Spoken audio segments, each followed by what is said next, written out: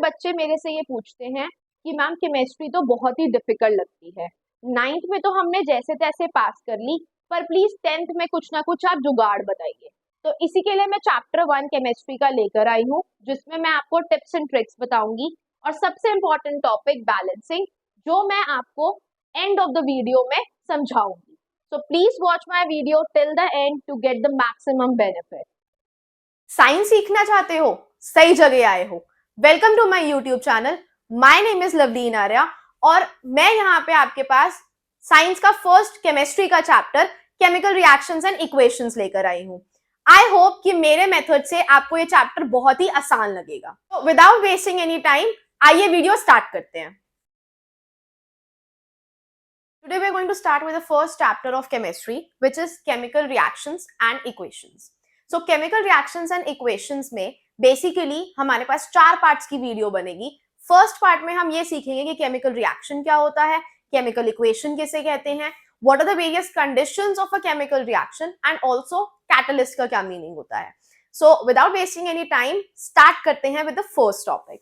So first topic is what is a chemical reaction.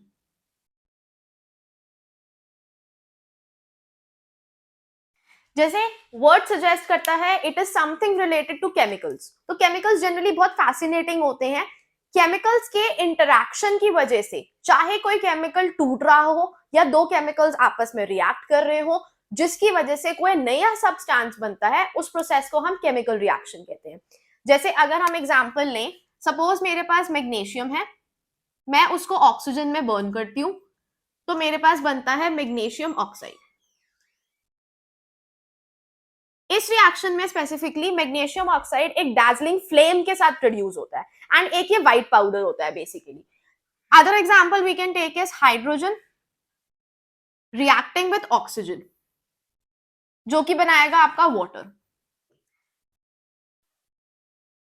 In these reactions basically आप क्या देख रहे हो कि ये इंफॉर्मेटिव तो है बट बड़ी ही लेंदी है, तो इनको कंसाइज यानी कि छोटा बनाने के लिए और मोर इंफॉर्मेटिव बनाने के लिए हम क्या यूज कर सकते हैं, इनके सिंबल्स। तो सिंबल्स को यूज करते हुए जब भी हम किसी केमिकल रिएक्शन को लिखते हैं, उसको हम क्या बोलते हैं, केमिकल इक्वेशन। जैसे कि ऊपर ही जो दो रिएक्शंस लिखी हैं, इनको अगर सपोज मैं मैग्नीशियम को केमिकल इस रिएक्शन को इक्वेशन की फॉर्म में लिखना चाहती हूं, मैं क्या लिख सकती हूं, Mg plus oxygen giving me MgO। तो मैग्नीशियम का सिंबल Mg होता है, this you have already done in your 9th standard. Oxygen gas होती है, गैस जनरली हमेशा डायटोमिक फॉर्म में होती है। What is the meaning of diatomic? Di मतलब 2, atomic stands for atom. So इसमें कितने एटम्स हैं, 2 एटम्स हैं। So oxygen and magnesium oxide का फॉर्मूला MgO होता है। सो कुछ बच्चे अभी भी ऐसे होंगे जिन्होंने 9th स्टैंडर्ड में वैलेंसी टेबल को अच्छे से स्टडी नहीं किया होगा और उनको इस चीज में प्रॉब्लम आ रही होगी कि ये MgO कैसे बना, why is it not MgO2 और मे बी Mg2O, ये ही पर्टिकुलर फॉर्मूला क्यों बना है। तो इसके लिए there will be a separate video on the same channel, जिसमें आपको ये बताया जाएगा कि आप केमिकल फॉर्मूलाज कैसे बना सकते हैं। सो अगर हम ये वाली इक्वेशन देखें, hydrogen plus oxygen, so hydrogen again एक गैस है, diatomic, oxygen and then it is forming water. Okay, अब कभी कभी जब हम रिएक्शंस करते हैं तो रिएक्शंस जनरली अपने आप नहीं हो जाती है, उनको कोई ना कोई एनर्जी चाहिए होती है। सो हम किस चीज की बात कर रहे हैं यहाँ पे, conditions of a chemical reaction.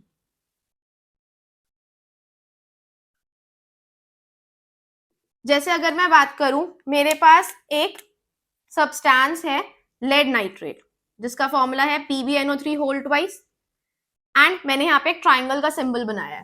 Triangle किसी भी केमिकल इक्वेशन में इट स्टैंड्स फॉर हीट। अब लेड नाइट्रेट को जब हम हीट करते हैं तो वो PbO lead oxide, NO2 nitrogen dioxide and oxygen बनाता है। इस पर्टिकुलर रिएक्शन में हीट का क्या काम है, इस रिएक्शन को इजीली करवा देना। सो हीट, प्रेशर,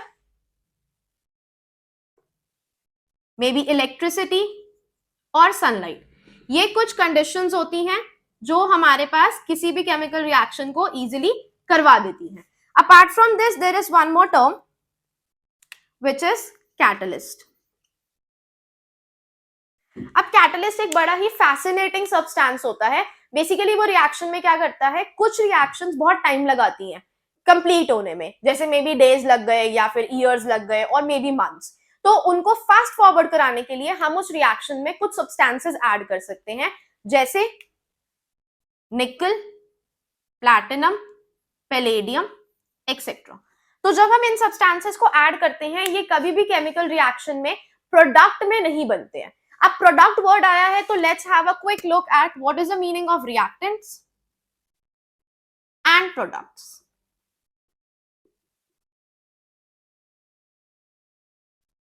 तो रिएक्टेंट्स वो सब्सटेंसेस होते हैं जो आपके पास केमिकल रिएक्शन में कुछ ना कुछ काम करके इंटरैक्शन कर रहे होते हैं।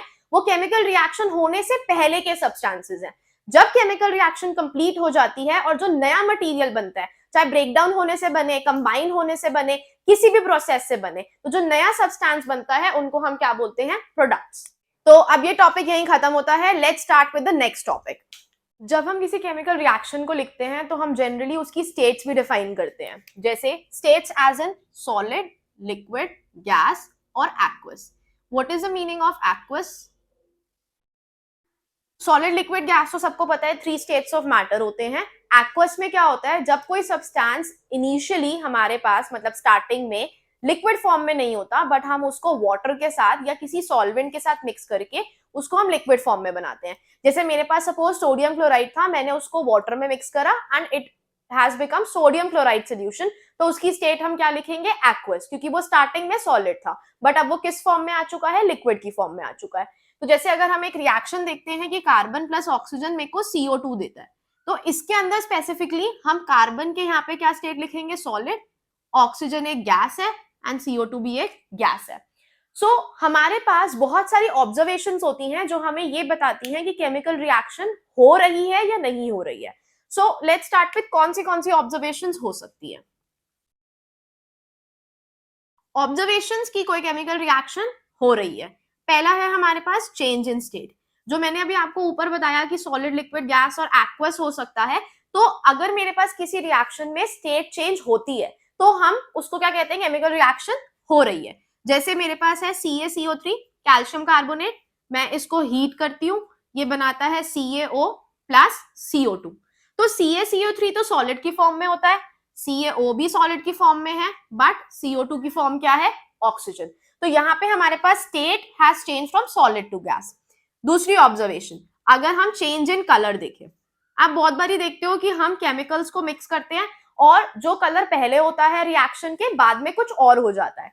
जैसे लेट्स टेक एग्जांपल, अगर मेरे पास CuSO4 है विच इज कॉपर सल्फेट और साथ में आयरन है, उसका सिंबल Fe, तो ये क्या बना लेगा, FeSO4, iron sulphate and copper. तो इसका कलर क्या होता है, ब्लू, बट जैसी ये रिएक्शन कंप्लीट होती है FeSO4 का कलर क्या हो जाता है, green. So change in colour से देखकर हम बता सकते हैं कि केमिकल रिएक्शन कंप्लीट हो चुकी है। इसके अलावा हमारे पास क्या आ सकता है, एवोल्यूशन ऑफ गैस।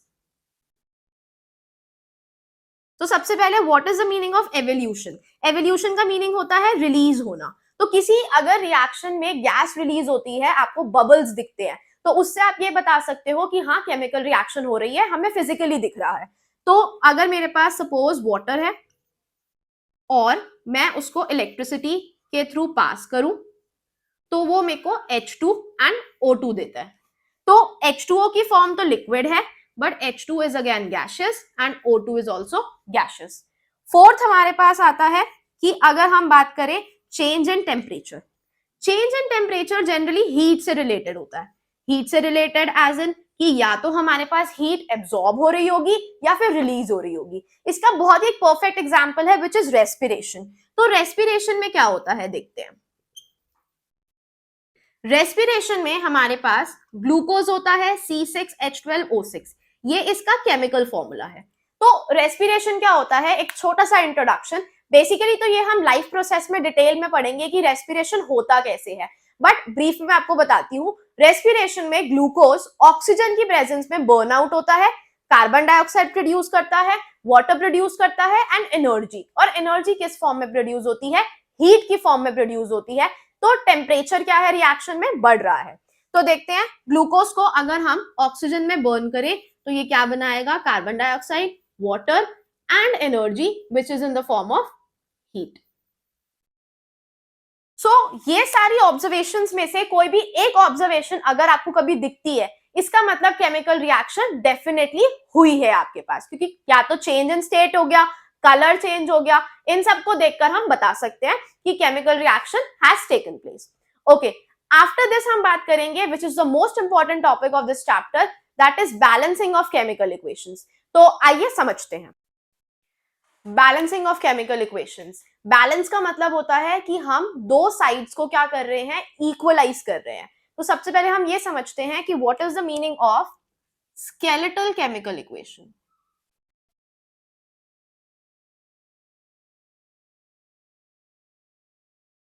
जैसे हमारे पास एक स्केलेटन होता है विच इज बेसिकली कि एक वो ढांचा है या एक पर्टिकुलर फॉर्म है जिसमें बेसिक चीजें प्रेजेंट है, उसमें कोई मॉडिफिकेशंस नहीं है। तो स्केलेटल केमिकल इक्वेशन में क्या होता है, आपकी केमिकल इक्वेशन सिर्फ एग्जिस्ट कर रही है। जैसे अगर मैंने सपोजेडली लिखा CH4 plus oxygen CO2 plus water, तो इस इक्वेशन में हमारे पास जो ये CH4 है, फर्स्ट ऑफ ऑल इसका नाम होता है मीथेन, ये गैस होती है।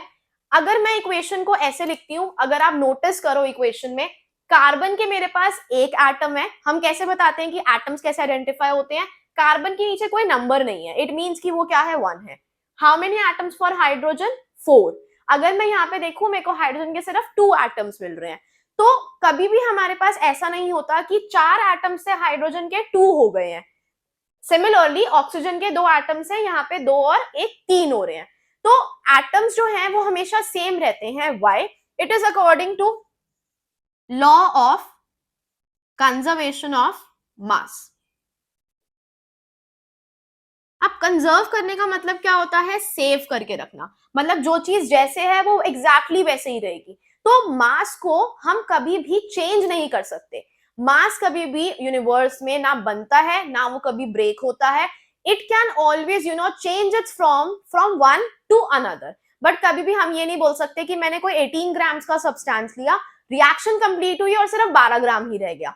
या तो उसमें से कोई गैस रिलीज हो गई होगी जिसमें वो अमाउंट चला गया, या कुछ और कंडीशंस होंगी, बट कभी भी 18 ग्राम से 12 ग्राम ऑफ प्रोडक्ट्स नहीं बन सकते हैं। तो इसीलिए जब हमारे पास एक स्केलेटल केमिकल इक्वेशन होती है तो उसको हम क्या बनाते हैं, बैलेंस्ड केमिकल इक्वेशन।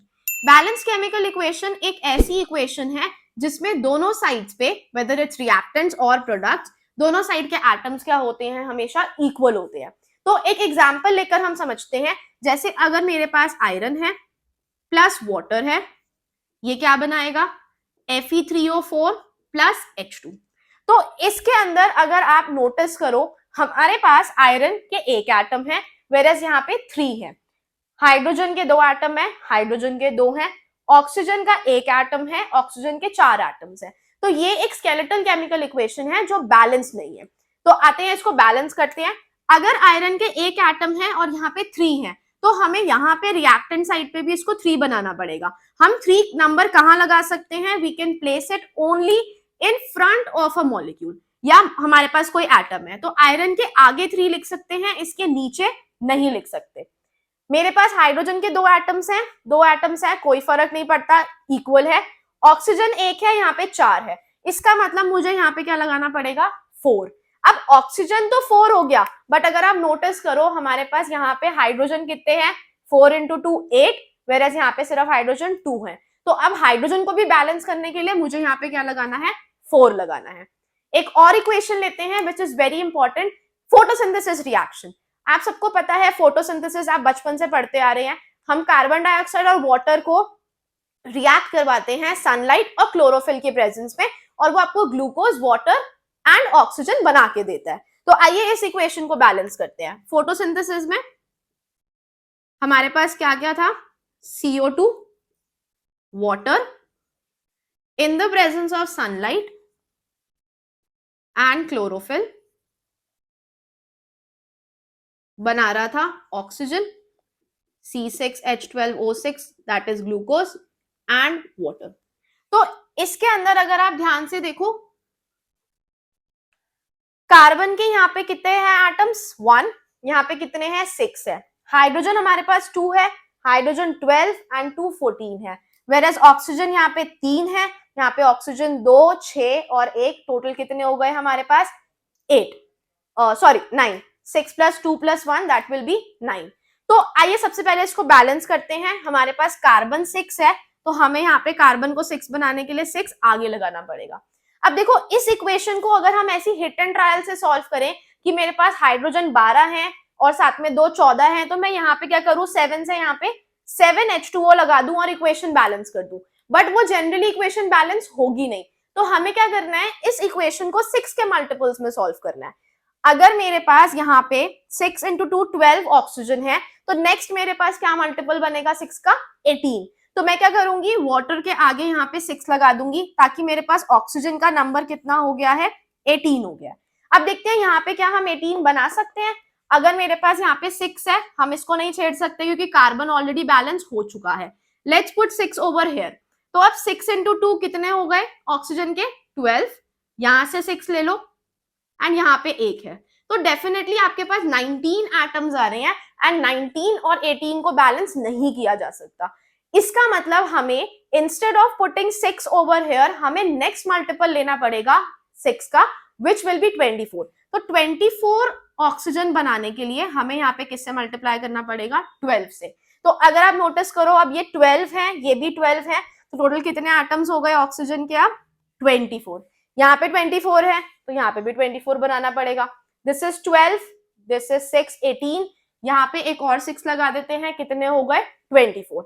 6 × 2 12, 6 एंड यहाँ पे भी 6, total is 24। This is for oxygen. अब हाइड्रोजन देखते हैं। हाइड्रोजन आ रहा है 12 × 2 24, यहाँ पे देखो हाइड्रोजन 12 है और यहाँ पे हाइड्रोजन 6 × 2 12 है। तो अब सारे एटम्स बैलेंस हो चुके हैं, which means this is which kind of equation? A balanced chemical equation.